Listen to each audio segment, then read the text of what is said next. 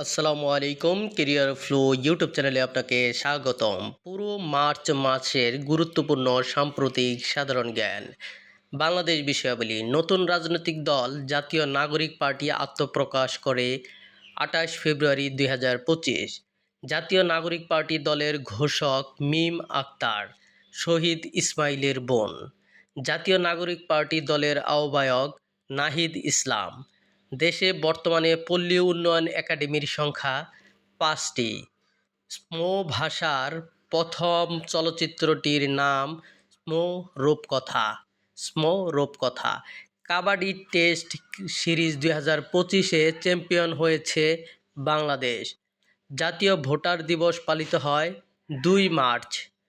বর্তমানে দেশে ভোটার সংখ্যা ১২,৩৭,৩২,২৭৪ জন। সরকার জুলাই গণ অভ্যুত্থানে আহতদের জুলাই যোদ্ধা হিসাবে স্বীকৃতি দিয়ে গেজেট প্রকাশ করেছে ১৪০১ জনের। ৯৭তম একাডেমি অ্যাওয়ার্ডসের সেরা সিনেমার পুরস্কার পেয়েছে আনোয়ারা। জনপ্রশাসন সংস্কার কমিশন মন্ত্রণালয়ের প্রস্তাব করেন ২৫টি, বর্তমানে আছে ৪৩টি। সম্প্রতি বাংলাদেশ সেনা প্রধান শান্তিরক্ষা মিশনে পরিদর্শনে যান মধ্য আফ্রিকান প্রজাতন্ত্রে। বর্তমানে পিএসসির মোট সদস্য সংখ্যা ১৫ জন। বাংলাদেশের প্রথম যোগাযোগ উপগ্রহ বঙ্গবন্ধু স্যাটেলাইট-১ এর পরিবর্তিত নাম বাংলাদেশ স্যাটেলাইট-১। বাংলাদেশের দ্রুততম মানবী শিরিন আক্তার। বিশ্ববিখ্যাত বিজ্ঞান সাময়িকী নেচার নেশন বিল্ডার উপাধি দিয়েছে ডক্টর মোহাম্মদ ইউনূসকে। অন্তর্বর্তী সরকারের নতুন শিক্ষা উপদেষ্টার দায়িত্ব পেয়েছেন সি.আর. আবরার। গুম সংক্রান্ত তদন্ত কমিশনের প্রধান বিচারপতি মইনুল ইসলাম চৌধুরী। জাতীয় পাট দিবস পালিত হয় ৬ মার্চ। ২০২৫ সালের বৈশ্বিক সন্ত্রাসবাদ সূচকে বাংলাদেশের অবস্থান ৩৫তম। চীনা ভাষায় সম্পূর্ণ রবীন্দ্র সাহিত্য অনুবাদ করেছেন অধ্যাপক দং ইউসেন। স্বাধীনতা পুরস্কার ২০২৫-এ ভূষিত করা হয়েছে মোট ৭ জনকে। সম্প্রতি ওয়ানডে ক্রিকেট থেকে অবসর নিয়েছে মুশফিকুর রহিম। জুলাই অভ্যুত্থান নিয়ে প্রামাণ্যচিত্র তৈরি হবে ৩০০টি। বর্তমানে পেঁয়াজ উৎপাদনের শীর্ষ জেলা ফরিদপুর। জুলাই অভ্যুত্থানে নারী শহীদের সংখ্যা ১১ জন। ডক্টর মোহাম্মদ ইউনূস ও চীনের প্রেসিডেন্ট শি জিনপিংয়ের মধ্যে দ্বিপক্ষীয় বৈঠক অনুষ্ঠিত হয় ২৮ মার্চ ২০২৫। বিজ্ঞান ও প্রযুক্তিতে স্বাধীনতা পুরস্কার ২০২৫ পেয়েছেন অধ্যাপক জামাল নজরুল ইসলাম মরণোত্তর। প্রতিবাদী তারুণ্য ক্ষেত্রে স্বাধীনতা পুরস্কার ২০২৫ পেয়েছেন আবরার ফাহাদ মরণোত্তর। শিক্ষা ও গবেষণায় স্বাধীনতা পুরস্কার ২০২৫ পেয়েছেন জনাব বদরুদ্দিন মোহাম্মদ ওমর। সাহিত্যে স্বাধীনতা পুরস্কার ২০২৫ পেয়েছেন মীর আব্দুস শুকুর আল মাহমুদ মরণোত্তর। সমাজসেবায় স্বাধীনতা পুরস্কার ২০২৫ পেয়েছেন স্যার ফজলে হাসান আবেদ মরণোত্তর। বাংলাদেশে আশ্রিত রোহিঙ্গা শরণার্থীদের জন্য সর্বোচ্চ মানবিক সাহায্য এসেছে যুক্তরাষ্ট্র থেকে। শহীদ মীর মুগ্ধ তোরণ অবস্থিত খুলনা বিশ্ববিদ্যালয়ে। ২০২৫ সালে গ্লোবাল টেরিজম ইন্ডেক্স জিটিআই সূচকে বাংলাদেশের অবস্থান ৩৫তম।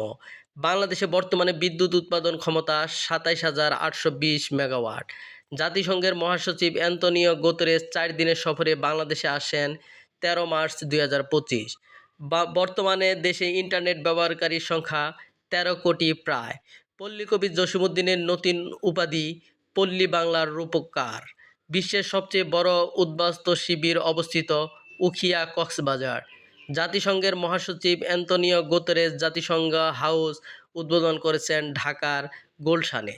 জাতিসংঘের মহাসচিব অ্যান্তোনিও গুতেরেস ঢাকার গুলশানে জাতিসংঘ হাউস উদ্বোধন করেন ১৫ মার্চ ২০২৫। ১৪ মার্চ ২০২৫ জসীমউদ্দীনের মৃত্যুবার্ষিকী পালিত হয় ৪৯তম। জুলাই গণ অভ্যুত্থান নিয়ে লেখা জুলাই মাতৃভূমি অথবা মৃত্যু বইটির লেখক আসিফ মাহমুদ সজীব ভূঁইয়া। গণপরিবহনে নারীদের নিরাপত্তা নিশ্চিতে চালু করা অ্যাপের নাম হেল্প। ৭ কলেজ নিয়ে গঠিত নতুন বিশ্ববিদ্যালয়ের নাম ঢাকা সেন্ট্রাল ইউনিভার্সিটি ডিসিইউ। রোহিঙ্গাদের সশস্ত্র সংগঠনের নাম Arakan Rohingya salvation army ARSA. সম্প্রতি বাংলাদেশে সফরকারী মার্কিন সিনেটরের নাম গ্যারি পিটার্স। দেশের সর্বশেষ অনুমোদিত বেসরকারি বিশ্ববিদ্যালয়ের নাম গ্রামীণ ইউনিভার্সিটি। দেশের দীর্ঘতম যমুনা রেল সেতু আনুষ্ঠানিক উদ্বোধন হয় 18 মার্চ 2025। দেশের শেয়ার বাজারে বর্তমানে তালিকাভুক্ত ব্যাংকের সংখ্যা 36টি। বিশ্বে তুলা আমদানিতে বাংলাদেশের অবস্থান দ্বিতীয়। ইংলিশ প্রিমিয়ার লিগে অভিজ্ঞতা সম্পন্ন বাংলাদেশি বংশোদ্ভূত খেলোয়াড়ের নাম হামজা দেওয়ান চৌধুরী। বর্তমানে সুখী দেশের তালিকায় বাংলাদেশের অবস্থান 134তম। বর্তমানে দেশে বেসরকারি বিশ্ববিদ্যালয়ের সংখ্যা 116টি। বর্তমানে দেশে দাবায় মহিলা আন্তর্জাতিক গ্র্যান্ডমাস্টার রয়েছে 4 জন।